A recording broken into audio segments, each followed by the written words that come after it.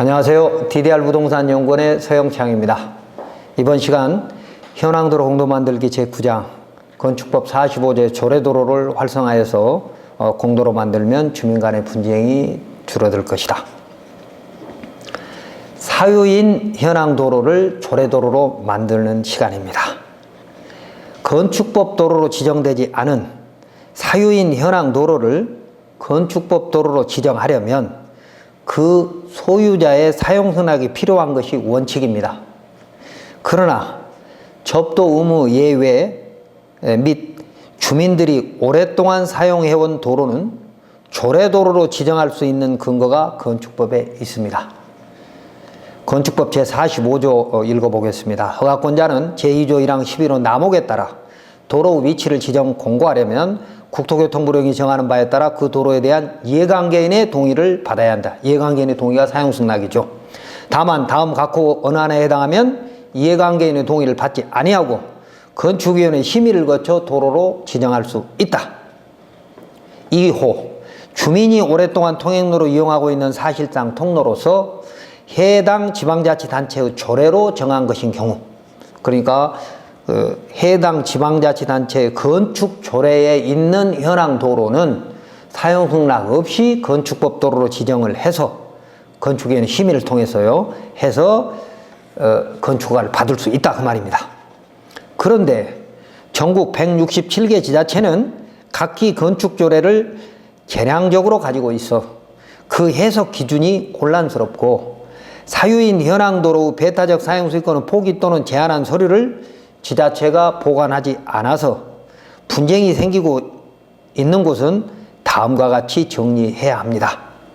그러니까 전에 건축허가 때 사용승낙을 받았던 아니면 구두로 동의를 받았던 배타적 사용수익권은 포기 또는 제한한 근거가 서류로 남아있지 않으면 다음과 같이 정리해야 된다는 겁니다. 자, 첫 번째, 현행 건축법에서는 모든 건축허가 및 신고에서 그 진입로는 원칙적으로 건축법 도로가 되고 도로관리대장에 등재돼서 누구나 사용 승낙 없이 사용할 수 있는 공도가 되는 것이 원칙입니다. 물론 건축법 44조의 접도 의무 예외도 있습니다. 그런데 이렇게 명확한 법이 되기 이전에 만들어진 현황 도로의 배타적 사용 수익권에 대한 해석은 명확하지 않습니다. 그래서 지자체는 소국 행정을 하기 위해서 사용승낙이 필요하다고 하고 또 그 현황 도로를 이용해야 되는 허가 신청자는 필요 없다고 해석받고 싶어 할 수밖에 없습니다. 대법원 판례 하나 읽어보겠습니다.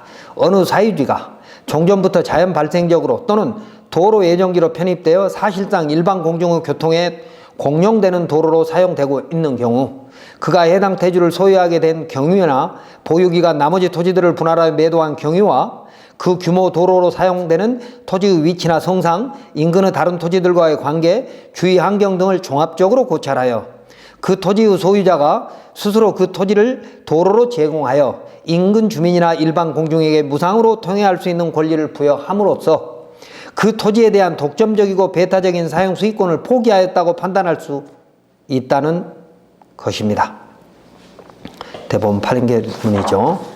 자, 법원 및 국토부는 현황도로의 경우 지자체장이 그 현황도로 소유자의 배타적 사용권의 포기 또는 제한을 잘 알고 있으므로 지자체장이 종합적으로 또 재량적으로 판단하라고 하지만 실제 현장에서는 많은 주민이 피해를 보고 있으므로 이런 애매한 도로는 조례도로로 적극 해결되어야 합니다.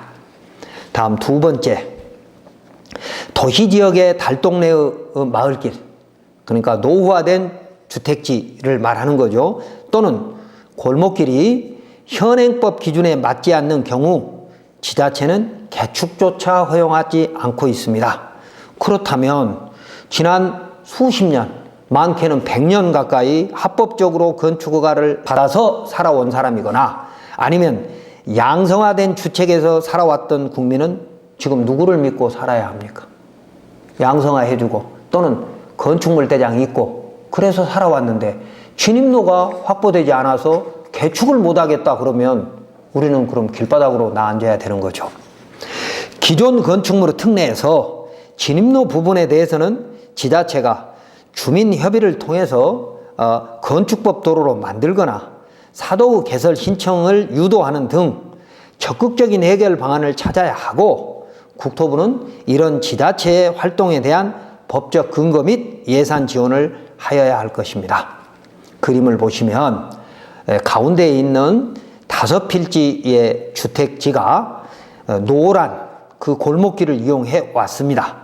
그런데 이 골목길이 5필지에서 분할되면서 일반 공중의 통행로이기 때문에 점유 취득시효를 그러니까 건축주한테 소유권을 넘겨줄 수 없다라고 판결이 되어 있습니다.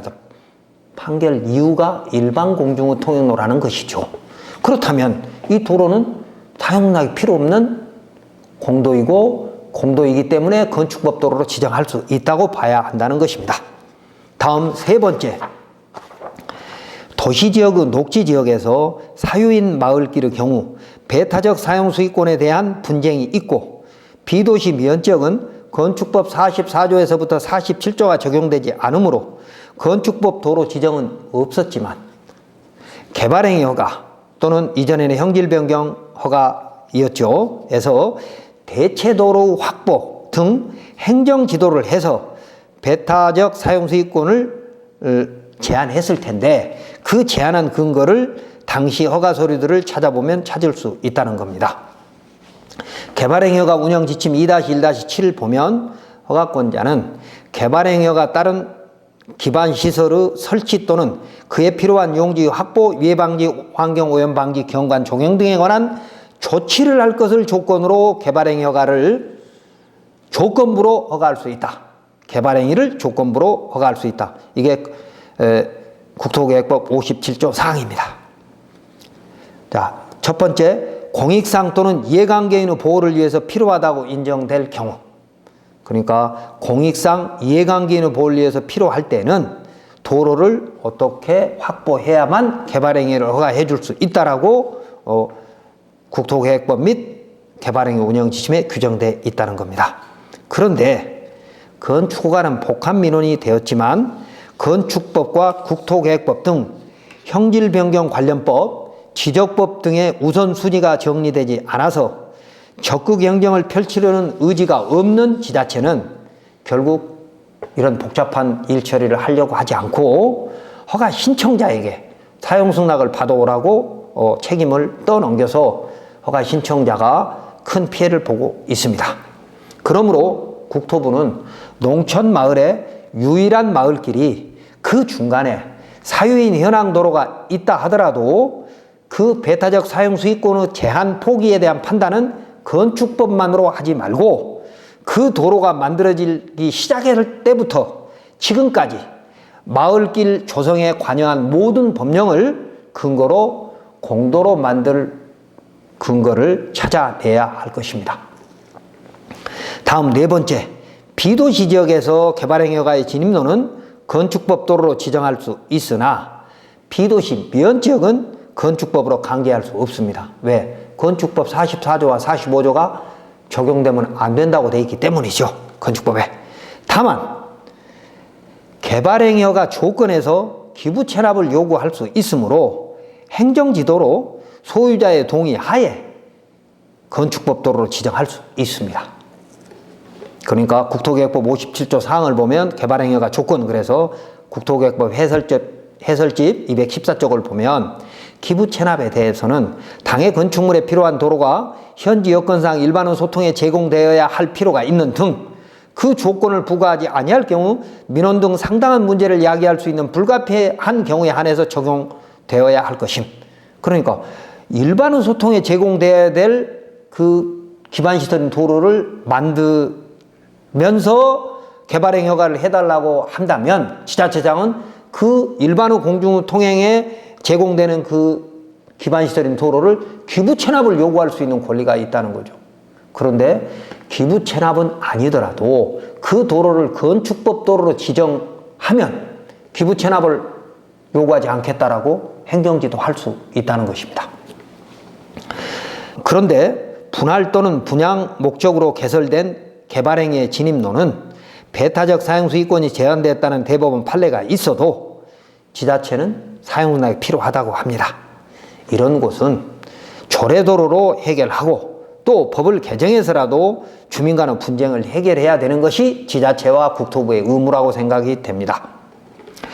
이번 시간 정리하면 우리는 지자체가 주민들이 오랫동안 사용해온 사유통로를 소유자 동의 없이 건축위원회를 통해서 건축법 도로로 지정할 수 있다고 규정한 현황 도로를 살펴보면 허가권자를 설득할 좋은 아이디어를 얻을 수 있을 겁니다. 건축법 45조 아까 읽었습니다만 다시 읽어보겠습니다. 사용승낙 없이 건축위원회 심의를 통해서 건축법 도로로 지정할 수 있는 것은 주민이 오랫동안 통행로로 이용하고 있는 사실상 통행로로서 해당 지방자치단체의 건축조례에 정한 것 이렇게 돼 있죠. 그러면 그 지자체 건축조례를 보면 의외의 좋은 아이디어가 생길 수 있다 그 말입니다. 다음 또한 지자체도 사유인 현황 도로가 이미 주민들이 오랫동안 사용해온 통로인 경우 도시지역은 건축법으로 강제하고 비도시지역은 지자체가 개발허가 관련법으로 강제해서 그동안 법령의 미비로 발생된 주민들 간의 분쟁을 해결해야 합니다.